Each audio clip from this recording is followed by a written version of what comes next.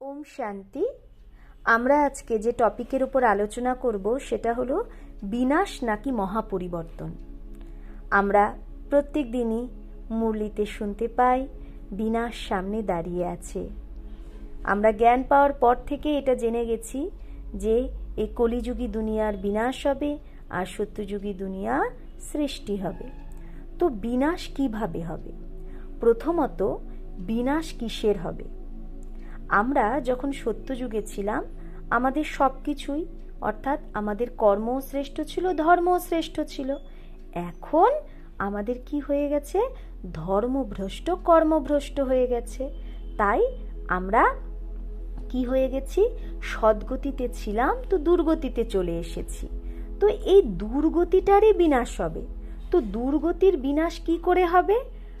অর্থাৎ দুর্গতিটার যে বীজ, দুর্গতি হয়েছে কেন, আমাদের খারাপ গতি হয়েছে কেন? আমাদের কর্ম খারাপ হওয়ার কারণে। তো সেই কর্মটারই, খারাপ কর্মটার বিনাশ হবে।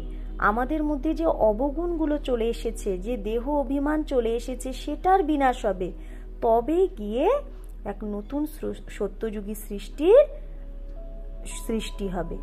তো আমাদের বাবা সেই কাজ, যে এই যে মহাপরিবর্তন, সেই পরিবর্তনের কার্য বাবা 1936 থেকে করা শুরু করে দিয়েছেন। তো কিভাবে করছেন? সবার প্রথমে বাবা আমাদের বলছেন যে নিজেকে দেহ ভেবো না, কারণ সমস্ত দুর্গতির, সমস্ত দুঃখের মেন কারণই হলো দেহ অভিমান, দেহ ভান, নিজেকে দেহ ভাবা। তো সবার প্রথমে বাবা এই জ্ঞানটাই দিচ্ছে, নিজেকে আত্মা ভাবো।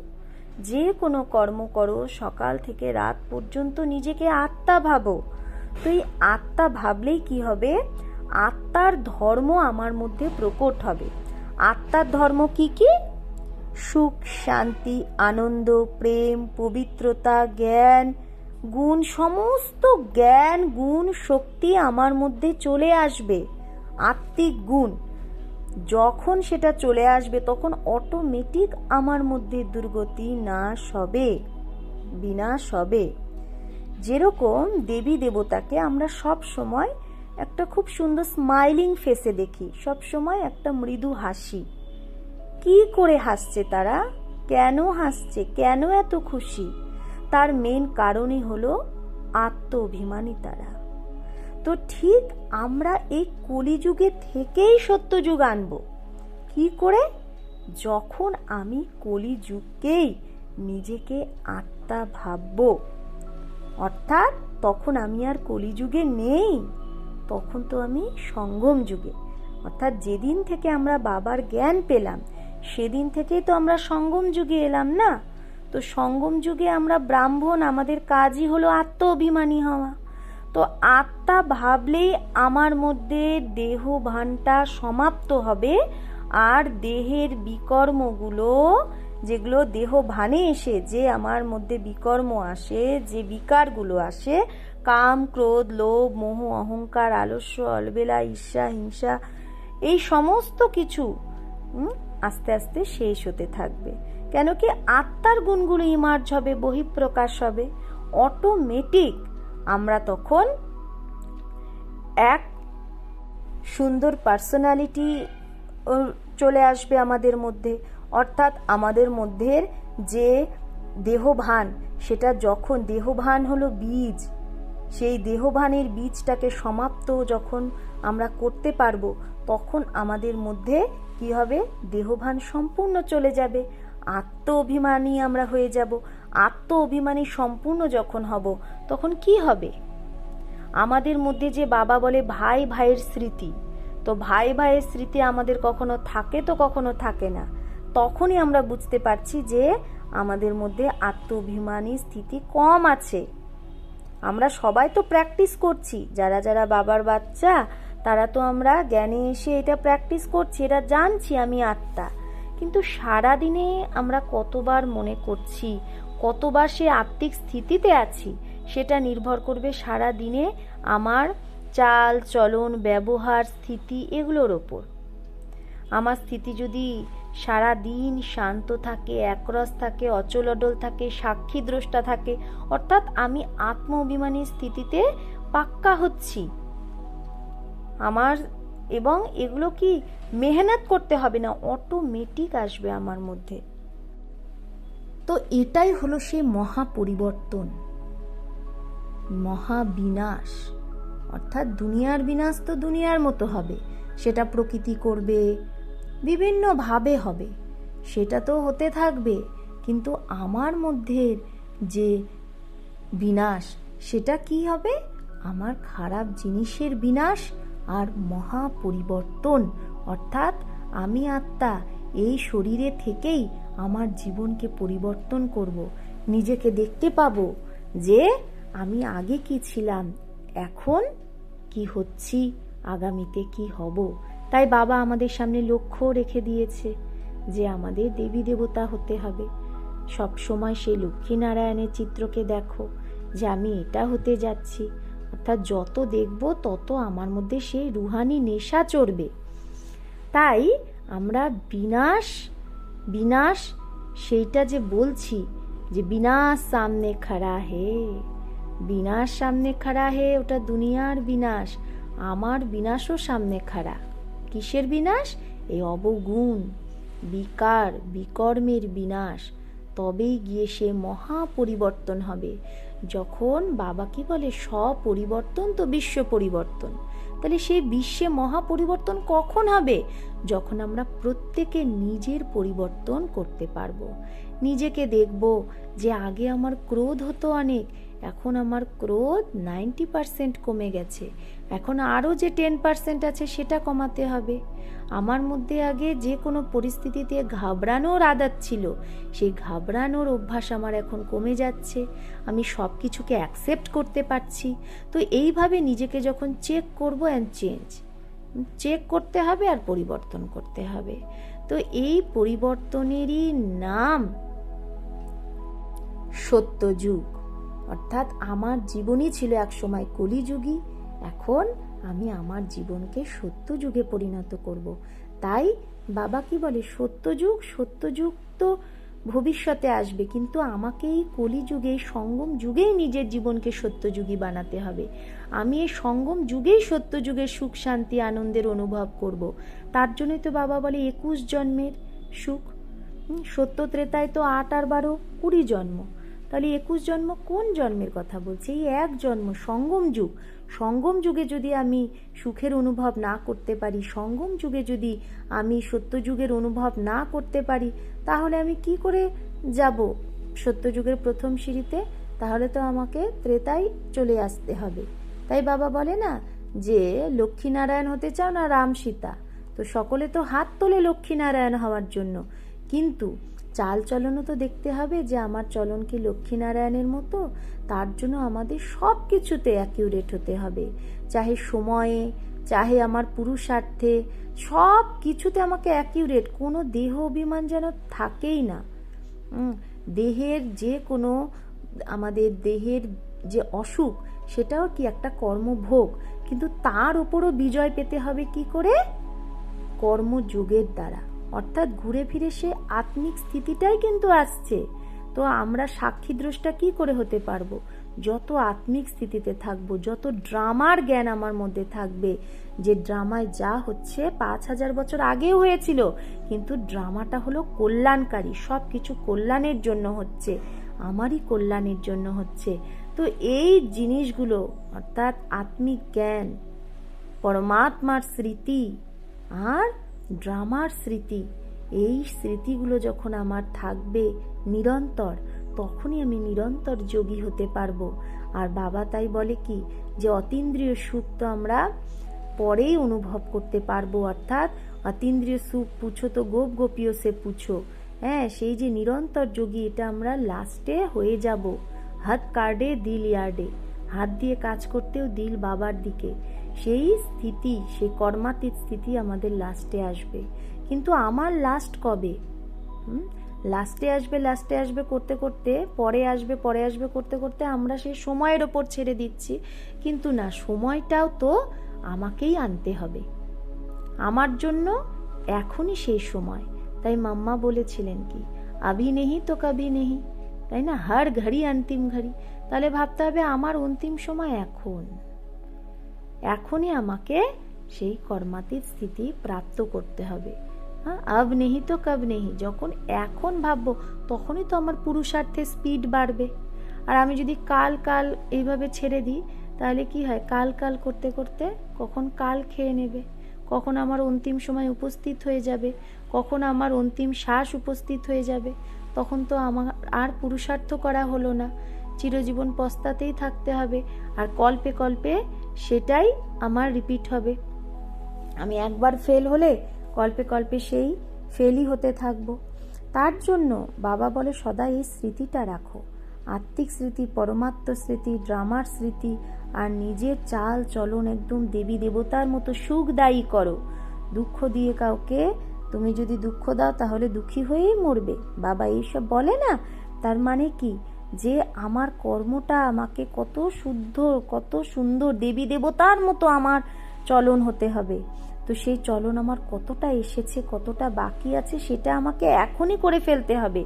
ঠিক যেরকম পরীক্ষার আগে আমরা যদি দেখি পরীক্ষার বেশি দিন নেই, তখন আমরা কত স্পিডে পড়াশোনা করে সেটা মেকআপ করি।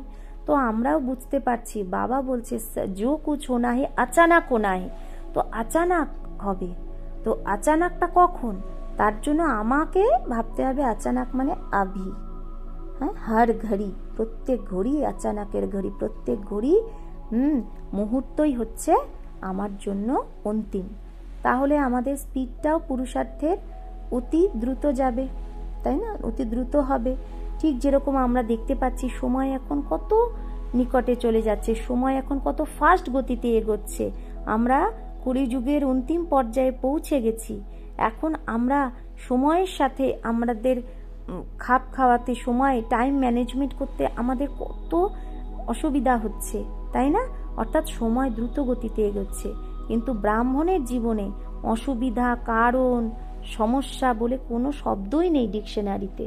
তো আমাদেরকে কি হতে হবে, আমাদের সব কিছুর সাথে অ্যাডজাস্ট করে চলতে হবে।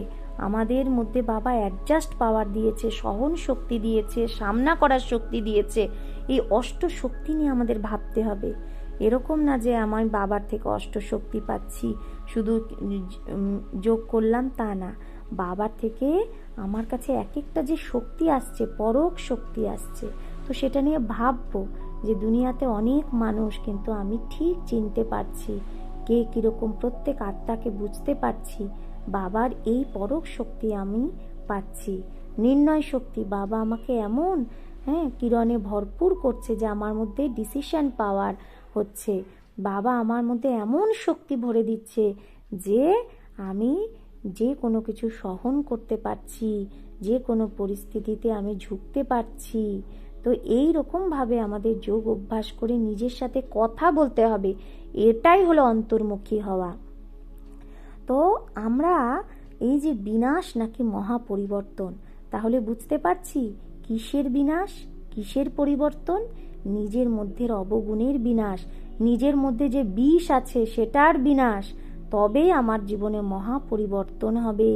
আর সেই মহাপরিবর্তনের দ্বারাই আমরা বাবার প্রত্যক্ষতা করতে পারবো। বাবার প্রত্যক্ষতা করার জন্য বাবা বলে তোমার বৃত্তি এমন সুন্দর হবে যার দ্বারা তোমার দৃষ্টিও পরিবর্তন হবে। অনেক দূরের দূরের আত্মাকে তুমি কিভাবে পরিচয় দেবে বাবার, না, তোমার ভাইব্রেশনের দ্বারাই তারা দূরে থেকেও বাবার প্রত্যক্ষতা করতে পারবে, অনুভব করতে পারবে সুখ শান্তির। তাহলে এই ভাইব্রেশন কিসের ভাইব্রেশন, আত্মিক ভাইব্রেশন, আত্মিক সুগন্ধ, রুহানিয়াত। যেরকম আগরবাতি ধূপকাঠি জ্বালালে চারিদিকে সুগন্ধ ছড়িয়ে যায়, সেরকম আত্মা একটা আগরবাতির মতো আত্মিক সুগন্ধ। তো যত আমি নিজেকে একটা পয়েন্ট অফ লাইট ভাববো, আমি লাইট, আমি একটা জ্যোতির বিন্দু, ভ্রুকুটি মাঝে বসে আছি, পরমাত্মার কিরণ আমার মধ্যে আসছে। আর একটা সমান নিয়ে নেব, আমি লাইট হাউস, মাইট হাউস আত্মা। আমার অঙ্গে অঙ্গে লাইট মাইট যাচ্ছে, আর আমার অঙ্গ অঙ্গ থেকে চারদিকে লাইট মাইট যাচ্ছে। সবার জীবনে লাইট আর মাইট প্রবেশ করছে, সবার জীবনে সমস্ত সব কিছু হালকা হচ্ছে, লাইট হচ্ছে, সবাই শক্তি পাচ্ছে, সবার জীবনে আলো প্রবেশ করছে। জ্ঞানের আলো প্রবেশ করছে, সবার জীবনের দুঃখ দুর্দশা থেকে সবাই মুক্ত হচ্ছে, অর্থাৎ লাইট হালকা হয়ে যাচ্ছে, সবাই কর্মভোগ থেকে হালকা হচ্ছে। এইভাবে যখন আমাদের বৃত্তিটাই এত সুন্দর হয়ে যাবে, তখনই আমাদের সেই আত্মিক সুগন্ধ কাজ করবে। আমরা এক জায়গায় থেকেও পুরো বিশ্বে সেই আত্মিক সুগন্ধ ছড়িয়ে দিতে পারবো, পুরো বিশ্বের সেবা করতে পারবো। তাই আমাদের টাইটেলই তো বিশ্ব সেবাধারী, বিশ্ব কল্যাণকারী। সেটা কখন হবে? যখন আমার বৃত্তিটাই হবে যে আমার জন্ম, আমার অবতরণই হয়েছে বিশ্ব কল্যাণের জন্য, বিশ্বের আমার সেবার জন্য। আমি সাধারণ আত্মা নই, আমি বিশেষ আত্মা, আমি মহান আত্মা। আমার কদম, আমার পা যেখানে পড়ছে সেখানেই সেবা হচ্ছে। তো যত আমি এরকম পজিটিভ ভাববো, বাবা যে সমানগুলো দিয়েছে সে জ্ঞানের চিন্তন করব, অটোমেটিক আমার বীজ পড়ে যাচ্ছে, সেবার বীজ আমি বপন করে ফেলছি, সেই ফল বেরোবেই। শুধু আমাদের চিন্তনটা শ্রেষ্ঠ করতে হবে, জ্ঞানযুক্ত চিন্তন। আমরা যে কর্মই করি, চাহে লৌকিক চাহে অলৌকিক, সেটাকে কর্ম না মনে করে ভাববো বাবার সেবা করছি, তো সেটাও কি হয়ে যাচ্ছে, আমাদের যোগের মধ্যে কাউন্ট হয়ে যাচ্ছে। তো সারা দিনে আমরা যদি বাবাকে সাথে নিয়ে আমাদের যে সমস্ত দৈনন্দিন কাজকর্ম থাকে, যেটাকে আমরা কাজ বলবো না, বলবো সেবা। বাবা আমাকে এই সেবা দিয়েছে সমস্ত আত্মার উদ্ধারের জন্য, সমস্ত আত্মার সেবার জন্য আমি আত্মা এই শরীরে অবতরিত হয়েছি, আমার ঘর পরম ধাম। এই যে এই বৃত্তিটাই আমার কর্মকে শ্রেষ্ঠ বানাবে। তাই বাবা বলেছে সেবা করো, উমং উৎসাহে সেবা করো, সাথে বৈরাগ্য বৃত্তি ধারণ করো। অর্থাৎ আমি আত্মা, অবতরিত আত্মা, সমস্ত আত্মার সেবার জন্য আমি অবতরিত হয়েছি। আমার আসল ঘর তো পরম ধাম, সেখানেই আমাকে যেতে হবে। অর্থাৎ সমস্ত কর্ম করতেও, সমস্ত জিম্মেবারি নেভাতেও বুদ্ধি থাকবে যে আমাকে এখন যেতে হবে, আব ঘর জানা হে। এটাকেই বলে বিহদের বৈরাগ্য বৃত্তি। তাহলে কি হবে? আমরা সেবাও যেমন করছি, কিন্তু সেবার প্রতিও কোনো অ্যাটাচমেন্ট হবে না। এই দেহে এবং দেহের দুনিয়াতেই তো আমাদের সেবা করতে হবে, কিন্তু সেটা করতে গেলে, করা সত্ত্বেও আমাদের বুদ্ধি কিন্তু ওপরেই থাকবে। কারণ আলটিমেটলি আমাদের সবাইকে তো যেতে হবে সেই ওপরেই, পরমধাম। সুতরাং আমরা যতদিন এই দুনিয়ায় আছি ততদিন সেবা করে যেতে হবে। তো সেবাটা করতেও আমাদের পরমধামকে ভুললে তো চলবে না, যে এখন আমাকে সেইখানে যেতে হবে। যদি সেবা করতে সেটাও ভুলে যাই, আর অন্তিমে যদি আমার এই সাকার দুনিয়ারই কথা মনে পড়ে, তাহলেও কিন্তু আমরা ফেল হয়ে যাব। তাই অন্তিমে এক বাবার ইয়াদেই শরীর ছাড়তে হবে। তার জন্য আমাদের সেবার সাথে সাথে বিহদের বৈরাগ্য বৃত্তিও যদি ধারণ থাকে, তাহলে কোনো কিছুর প্রতি অ্যাটাচমেন্ট হবে না। সব কিছু আমরা নিয়ারা, ডিট্যাচড হয়ে করব, আর পেয়ারা হয়ে করব। তাহলে নিয়ারা পেয়ারা হয়ে করলে সব কিছুতে সফলতা আসবে। তো এটাই হলো আজকের আলোচনা, যে বিনাশ নাকি মহাপরিবর্তন। অর্থাৎ আমার জীবনের খারাপ জিনিসের বিনাশ করে আমার জীবনে যখন মহাপরিবর্তন আসবে, তখন অটোমেটিক এত ব্রাহ্মণ বাচ্চা, এত বাবার বাচ্চা পুরো দেশে বিদেশে ছড়িয়ে আছে, সবাই যখন এই একই প্র্যাকটিস করতে করতে নিজের জীবনে মহাপরিবর্তন আনবে, তখনই তো পুরো দুনিয়ায় দেবী দেবতা ছেয়ে যাবে। আমাদের মধ্যেই সবাই দেবী দেবতার সাক্ষাৎকার করবে, যে এরাই তো সেই দেবী দেবতা যার আমরা পূজা করছি। কাউকে আর বলতে হবে না, আমাদের দৃষ্টিতেই তারা সে রুহানিয়াত অনুভব করবে। আমাদের দৃষ্টির দ্বারা তারা শান্তি পাবে, শক্তি পাবে, আর অনুভব করবে এদেরকে এই শিক্ষা যে দিচ্ছে সে হলো পরমাত্মা, এদেরকে এইরকম মানুষ থেকে দেবতা বানাচ্ছে, নিশ্চয় কোনো অদৃশ্য শক্তি, অলৌকিক শক্তি, সে পরমাত্মা ছাড়া আর কেউ না। তখনই তো বাবার জয় জয়কার হবে, প্রত্যক্ষতা হবে। তাই আমরা দুনিয়ার বিনাশ কবে হবে সেটা নিয়ে না ভেবে, সেই ডেট তো ড্রামায় আছেই, সেইটা করার জন্য দুনিয়ায় বাবা বলছে কৌরব আর যাদবরা বসে আছে, তারা বোম বানাচ্ছে, তারা বিনাশকালে বিপরীত বুদ্ধি, তাদের বিনাশের জন্যই সমস্ত কার্য, তারা তাদের কার্য করছে। কিন্তু আমরা তো পাণ্ডব সেনা, আমাদের কার্য আমাদের করতে হবে। আমরা যত পরিস্থিতি আসুক, এখন নানা রকমের পরিস্থিতি আসবে, কখনো সরকারের দ্বারা, কখনো কিছুর দ্বারা নানা রকমের নিয়ম কানুন আসবে, নানা রকমের আর্থিক সংকট, নানা রকমের সব কিছুর সংকট আমরা দেখতে পাবো, দেখতে পাচ্ছিও আমরা বর্তমানে। বাবা যে বলেছিল জ্বালানি শেষ হয়ে যাবে, হ্যাঁ, গাড়ি ঘোড়া চলবে না, এরকম অনেক কিছু, এগুলো আস্তে আস্তে হবে। তো এখন আমরা দেখতে পাচ্ছি বর্তমানে এই যে গ্যাসের আমরা সংকট দেখতে পাচ্ছি। এরকম বাবার প্রত্যেকটা কথা সত্য প্রমাণিত হবে। কিন্তু বাবা বলেছে যে আমার সাথে যোগযুক্ত হয়ে থাকবে, তার ডাল রুটির অভাব হবে না। তাহলে এখন তো যেরকম ভক্তিতেও আছে যে মৃত্যুর আগে ভগবানের নাম করো, তো আমরা তো এখন জেনেই গেছি আমাদের সবার এখন মৃত্যু হবেই। অর্থাৎ আমরা সবাই এখন শরীর ছেড়ে পরমধাম যাব। এতদিন আমরা কি করেছি? জন্ম মৃত্যু চক্রে এসেছি, এক শরীর ছাড়বো আর এক শরীর নেবো, এক শরীর ছাড়বো আর এক শরীর নেব। কিন্তু এখন এই নাটকটাই, জন্ম মৃত্যুর নাটকটা শেষ হয়ে গেছে, 5000 বছর শেষ হয়ে গেছে। এখন আমাদের এই নাটক শেষ, এখন আমাদের যেতে হবে নাটক শেষে ঘরে পরমধাম। এই শরীর ছেড়ে এতদিন আমরা পরমধাম যাইনি, এই দুনিয়াতেই ছিলাম, সাকার দুনিয়ায়। এখন আমাদের পরমধাম যেতে হবে। তাহলে সমস্ত হিসাব কিতাব চুক্ত করেই তো যেতে হবে। দাপর থেকে আমরা কত পাপ করেছি, কত দুঃখ দিয়েছি, কত জনের সাথে কত হিসাব কিতাব আছে, এই হিসাব কিতাবগুলোই তো চুক্ত হচ্ছে। তো যত আমরা যোগযুক্ত থাকবো তত হিসাব কিতাব কর্মভোগটা কম হবে।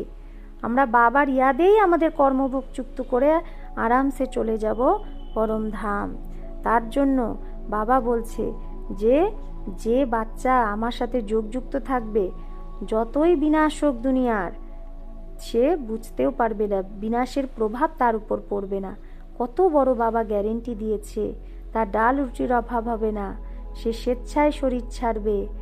তাকে আমি সেফ জায়গায় রাখবো, চাহে ভূমিকম্প হোক, চাহে বর্ষা হোক, সব কিছুতেই সে সেফ থাকবে। তো কি করে হবে এটা? এটার জন্য পুরুষার্থ আমাকেই করতে হবে, আর আমাকে নষ্ট মোহাও হতে হবে। এরকম তো না যে বাবা সাথে যোগযুক্ত আমি থাকছি, আমি পুরুষার্থ করছি, সুতরাং আমি তার কিন্তু ফলটা পাবো। এরকম না যে আমার চেনা শোনা আত্মীয় পরিজন সবাই সে ফল পাবে, এরকম না। অর্থাৎ সেই সময় আমাদের সাক্ষী দ্রষ্টা এবং কি নষ্ট মোহারও রোল প্লে করতে হবে। তাই আমাদের অন্তিম পেপার কি? নষ্ট মোহা স্মৃতি লব্ধা, তাই না? যেরকম যদি আমরা অন্তিমে কোনো মোহের বশে তখন বাবাকে ভুলে, হয়তো এতদিন ধরে আমি বাবার পুরুষার্থ করছি, লাস্টে মোহের বশে আমি বাবারকে ভুলে আমি দেহধারী আমার আপন মনে হচ্ছে, তখন ঠিক সেই সেকেন্ডের জন্য আমরা কিন্তু হেরে গেলাম। তাই সেকেন্ডে লাস্টে তো পরীক্ষা হবে 1 সেকেন্ডের। তো হয় কোনো ব্যক্তি, কোনো বস্তু, যে কোনো বৈভব, এগুলো আমাদেরকে পরীক্ষা নেবে। মোহের পরীক্ষা, লোভের পরীক্ষা, অহংকারের পরীক্ষা, ক্রোধের পরীক্ষা, কাম বিকারের পরীক্ষা, কত পরীক্ষা আসবে। সব কিছু বাবা তাই বলে মায়ার থেকে অ্যাটেনশন রাখো, মায়ার কাছে সাবধান থাকো, কোনোভাবেই যেন কমজোরি আমার মধ্যে না আসতে পারে।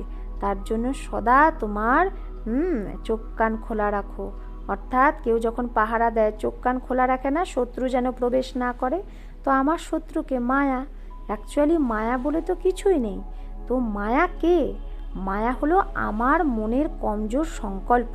তাই চেক করতে হবে আমার মনে কোনো কমজোর সংকল্প তো আসছে না, তো সেটাই হলো মায়া।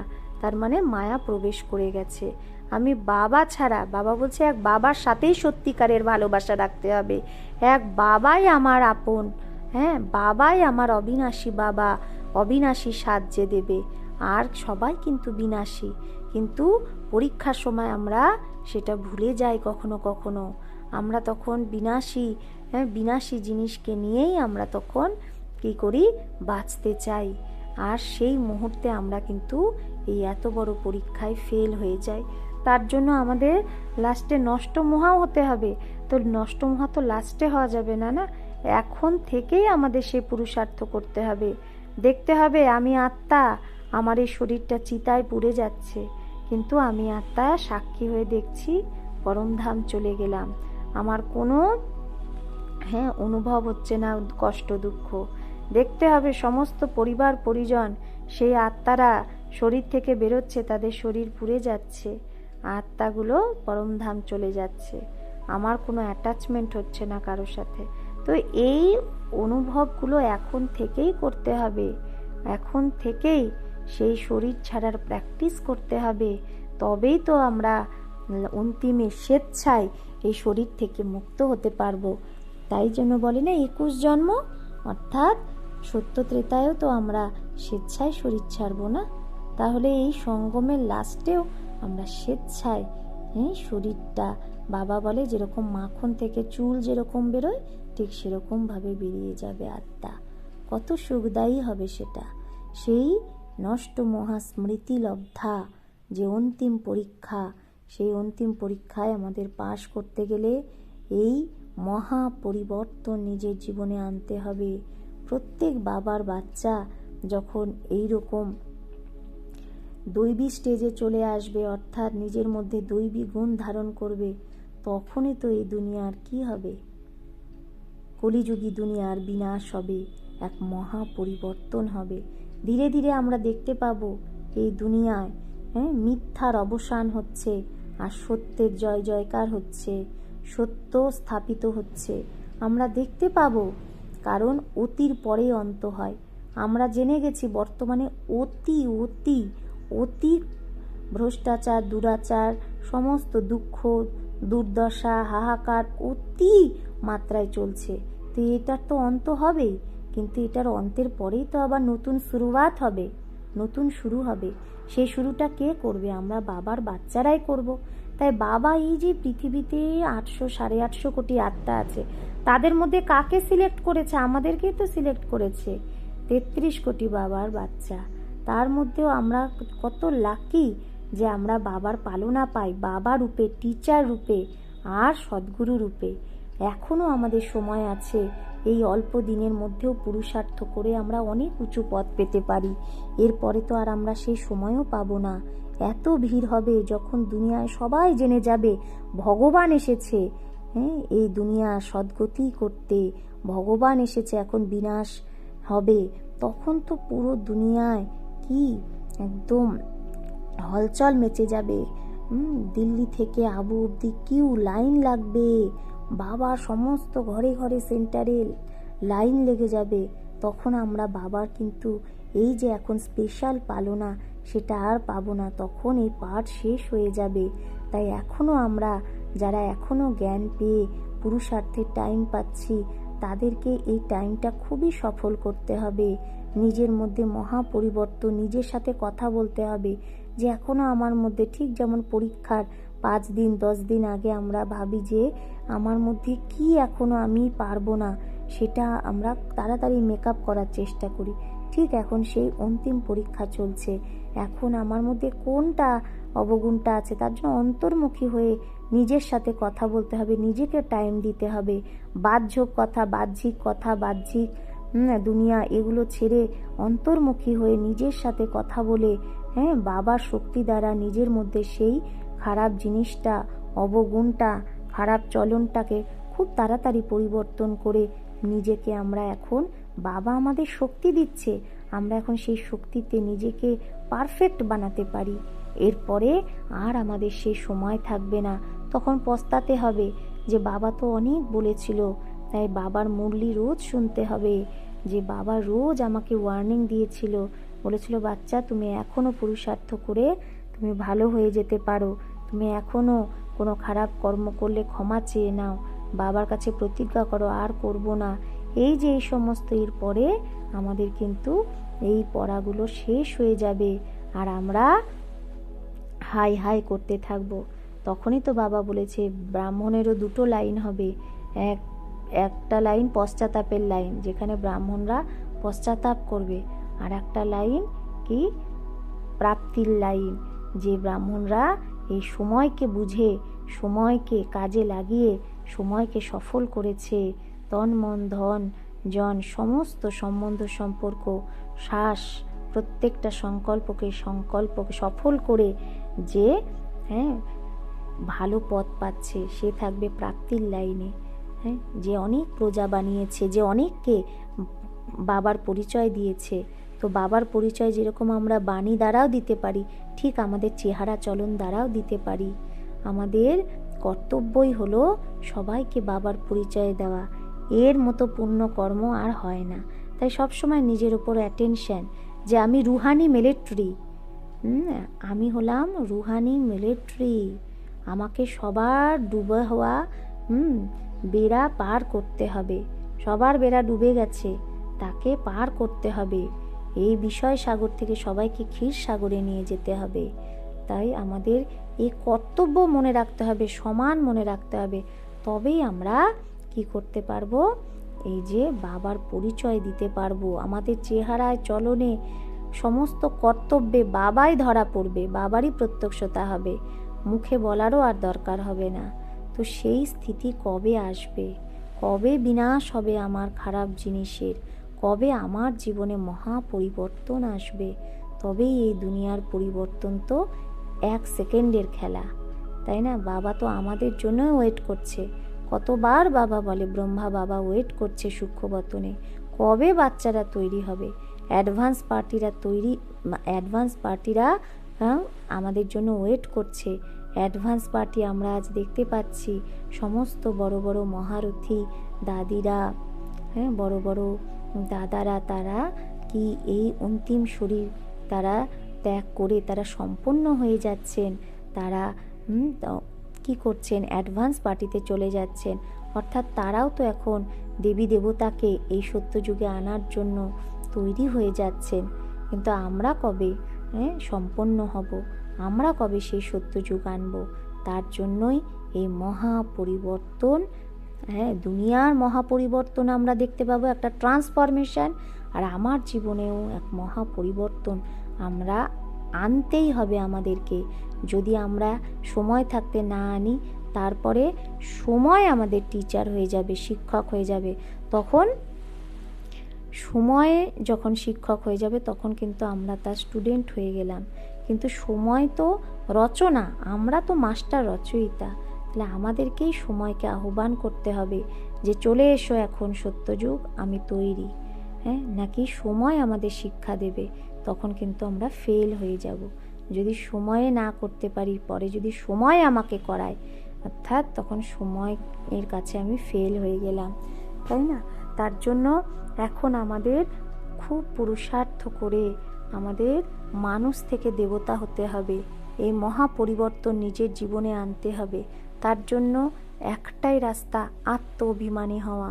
সকাল থেকে রাত পর্যন্ত কর্ম করতে নিজেকে আত্মা ভাবা, পরমাত্মাকে স্মরণ করা, আর সামনে যতজনকে দেখতে পাচ্ছি সবাইকে আত্মা দেখা, আত্মিক দৃষ্টি, আত্মিক বৃত্তি সবার প্রতি হওয়া।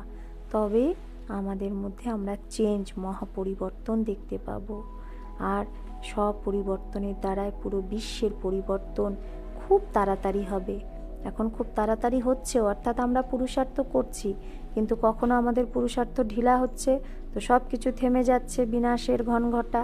আবার পুরুষার্থ তীব্র হচ্ছে, তো বিনাশের ঘনঘটাও তীব্র হচ্ছে। কিন্তু এরকম করতে করতে, যেরকম রাখাল আর বাঘের গল্প আছে, বাঘ এসছে করতে করতে সত্যিই একদিন বাঘ চলে এসছে, ঠিক সেরকম এগুলো রিহার্সাল হতে হতে একদিন সত্যিই যখন রিহার্সাল বন্ধ হয়ে একদম সত্যি ফাইনাল যেদিন হবে, তো সেদিন কিন্তু সত্যিকারের সে বাঘ চলে আসবে। তখন যদি আমরা তৈরি থাকি, তো সেই সময়ও আমরা সেফ থাকবো, যোগযুক্ত থাকবো।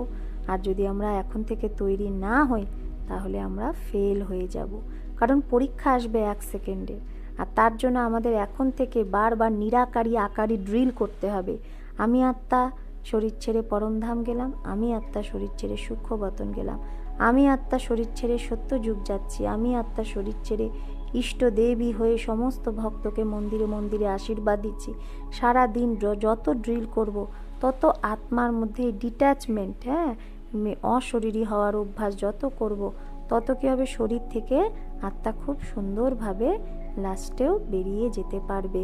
স্বেচ্ছায় আমরা আত্মারা কি পরমধাম চলে যেতে পারবো। তার জন্য এখন থেকে এই ড্রিল বার বার বার বার সারাদিনে করতে হবে। আচ্ছা, ওম শান্তি।